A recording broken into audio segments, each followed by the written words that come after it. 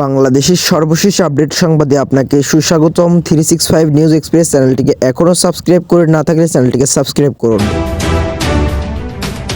ক্ষমতায় গেলে যুক্তরাজ্যের আদলে সর্বজনীন স্বাস্থ্য ব্যবস্থা গড়ে তুলবে বিএনপি। বাংলাদেশে যুক্তরাজ্যের ন্যাশনাল হেলথ সার্ভিস এনএইসির আদলে সর্বজনীন স্বাস্থ্য ব্যবস্থা গড়ে তোলার লক্ষ্যে জাতীয় স্বাস্থ্য খাত সংস্কারের রূপরেখা তুলে ধরেছেন বিএনপির স্থায়ী কমিটির সদস্য ও সাবেক স্বাস্থ্য প্রতিমন্ত্রী খন্দকার মোশাররফ হোসেন। তিনি বলেছেন, বিএনপিকে যদি জনগণ পছন্দ করে আগামী নির্বাচনে সরকারকে পাঠায়, তাহলে আমরা জনগণকে আশ্বস্ত করতে চাই যে স্বাস্থ্য খাতের সংস্কারে আমাদের উপস্থাপিত সবকিছু বাস্তবায়ন করার চেষ্টা চালাবো। আজ মঙ্গলবার সকালে গুলশানে বিএনপি চেয়ারপারসনের কার্যালয়ে সংবাদ সম্মেলন করে সাবেক স্বাস্থ্য প্রতিমন্ত্রী খন্দকার মোশাররফ হোসেন এই রূপরেখা তুলে ধরেন। খন্দকার মোশাররফ হোসেন বলেন, সর্বজনীন স্বাস্থ্য সুরক্ষা ইউনিভার্সাল হেলথ কাভারেজ এর আলোকে বিএনপির রাষ্ট্র কাঠামো মেরামতের 31 দফা রূপরেখায় 26তম ধারায় স্বাস্থ্য খাত সংস্কারের প্রস্তাব করা হয়েছে। তিনি বলেন, এই ধারা অনুযায়ী বিএনপির সবার জন্য স্বাস্থ্য এই নীতির ভিত্তিতে কল্যাণময় উন্নত রাষ্ট্রে বিদ্যমান ব্যবস্থার আলোকে সবার জন্য বিনামূল্যে স্বাস্থ্যসেবা পাওয়ার অধিকার নিশ্চিত করার লক্ষ্যে পদক্ষেপ গ্রহণ করবে। বিএনপির নেতৃত্বাধীন 4 দলীয় সরকার গঠনের স্বাস্থ্য প্রতিমন্ত্রী খন্দকার মোশাররফ বলেন, যুক্তরাজ্যের ন্যাশনাল হেলথ সার্ভিস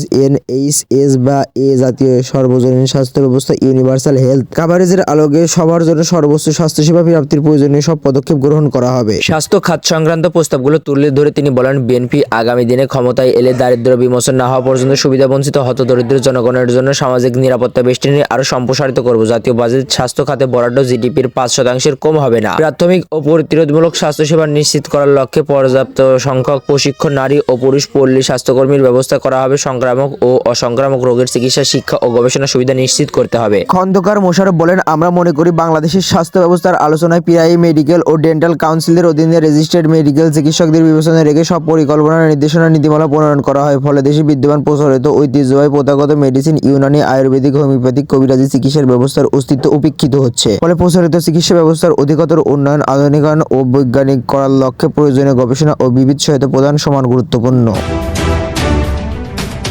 সুপ্রিয় দর্শক, এই ছিল এখনকার সর্বশেষ বাংলা আপডেট সংবাদ। পরবর্তী বাংলা আপডেট সংবাদ পেতে চ্যানেলটিকে সাবস্ক্রাইব করে বেল আইকনটিকে বাজিয়ে রাখুন। আপনার মূল্যবান মন্তব্য জানিয়ে দিতে পারেন আমাদের কমেন্ট সেকশনে, আর ভিডিওটি শেয়ার করে অন্যকে দেখার সুযোগ করে দিন।